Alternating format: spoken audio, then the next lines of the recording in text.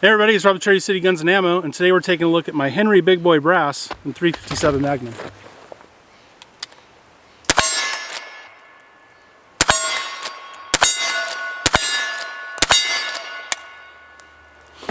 Stick around.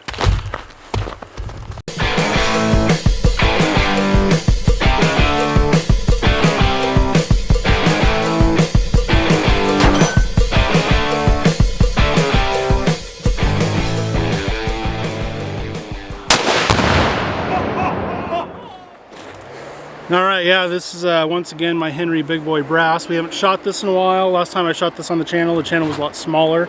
So a lot of my newer subscribers probably haven't seen this. You know, if you want a really beautiful lever action, it's hard beating a Henry, especially these ones with the brass receiver. I did not get this as a hunting gun. This is simply a pleasure shooter. Because I mean, that shiny brass probably wouldn't really do well out in the hunting woods.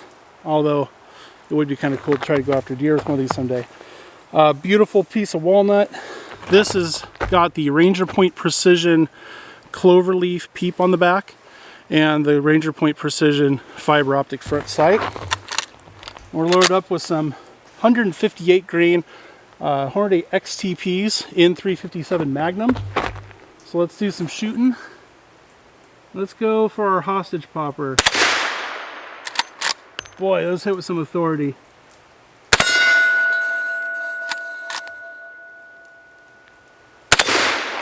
You know, back a long time ago on my channel, long before I even got monetized, I did a 357 barrel length comparison video.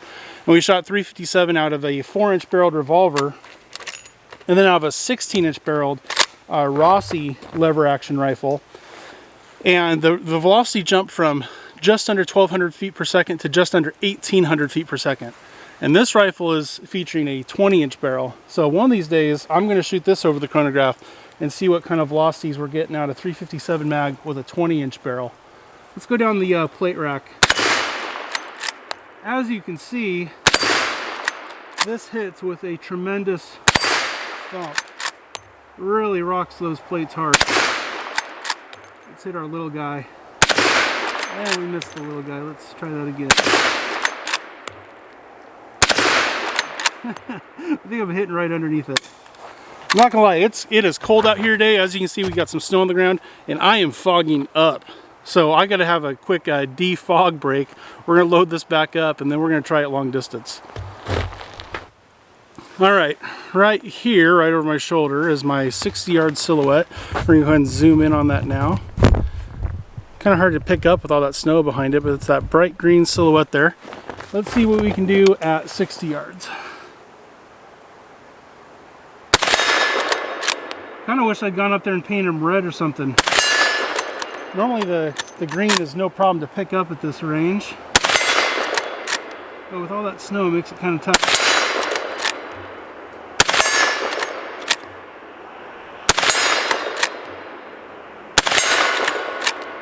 Okay, I can just barely see the top half of the red 8-inch plate. Let's see if I can hit it. Just a little bit low. I think that was also just a little bit low. There we go. We sniped it. Back to the silhouette.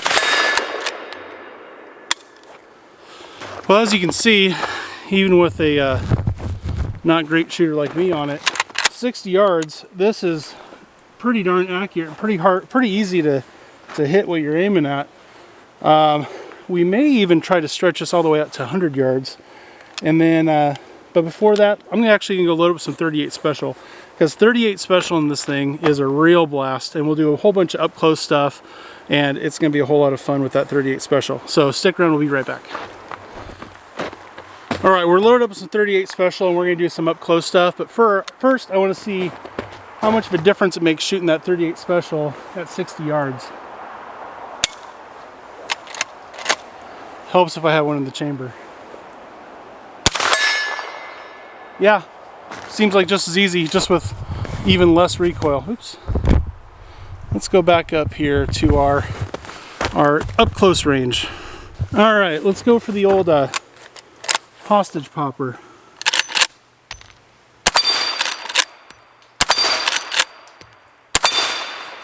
That's pretty darn easy. Let's go for our spinner there.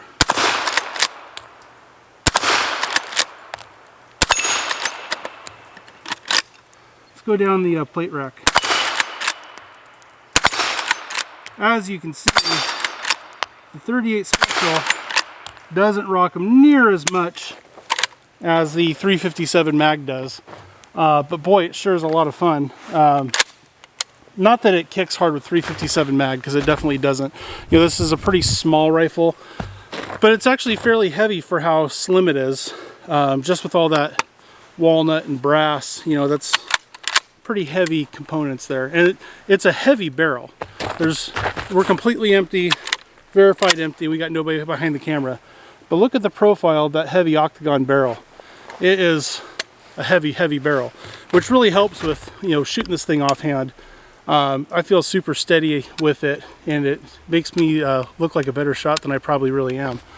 Well, let's load it up with some more, and let's see if we can get some hits at 100 yards. We'll see, but we're gonna try. All right, so we're loaded up with more Magnum rounds. We want the extra velocity to carry us out to that 100 yards. I'm gonna zoom in as much as I can on that 100-yard silhouette, and it's right there. You see that little red spot? That is our 100-yard silhouette. Let's see if we can put some rounds on target. Does that sound like a hit or not? Okay.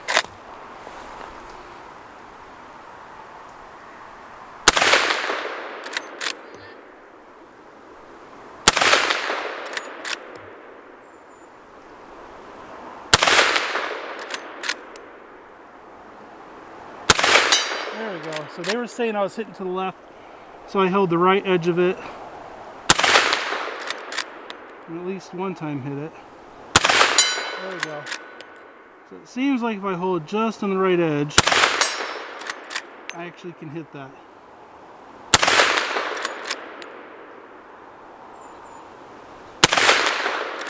That one was just low.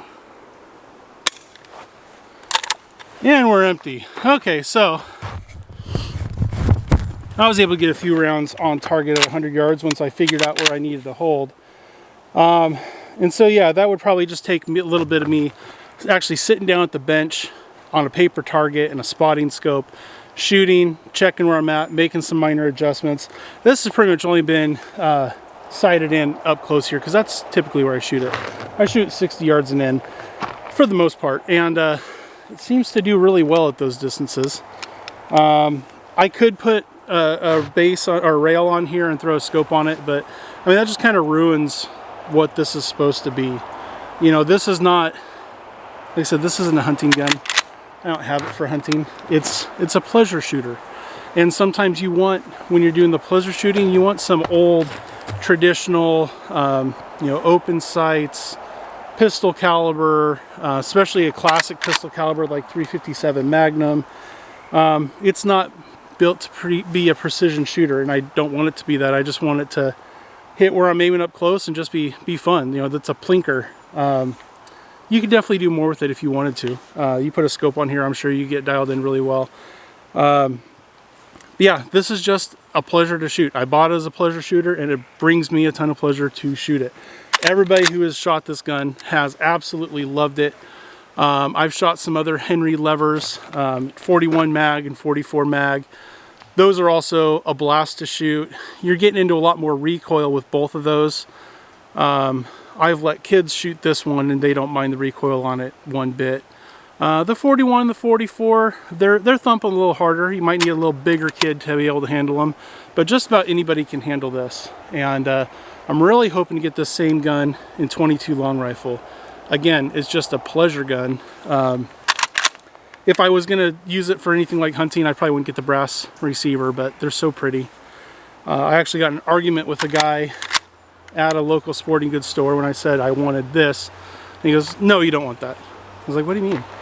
He goes, "It's brass, you're gonna be constantly wiping fingerprints off it, you don't want it." I go, "No, I think I really do." And he's like, No, you don't want that. It's a hassle." Is it?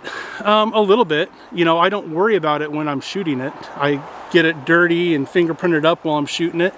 And then when I get home, I wipe all the fingerprints off and put it on the safe, and it doesn't just generate fingerprints sitting in the safe. So yeah, there's a little more upkeep if you want to keep them pretty, but not really that much more.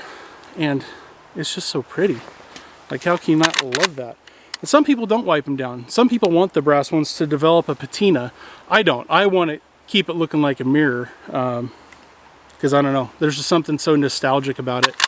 Anyway, I hope that you had fun. I had a lot of fun.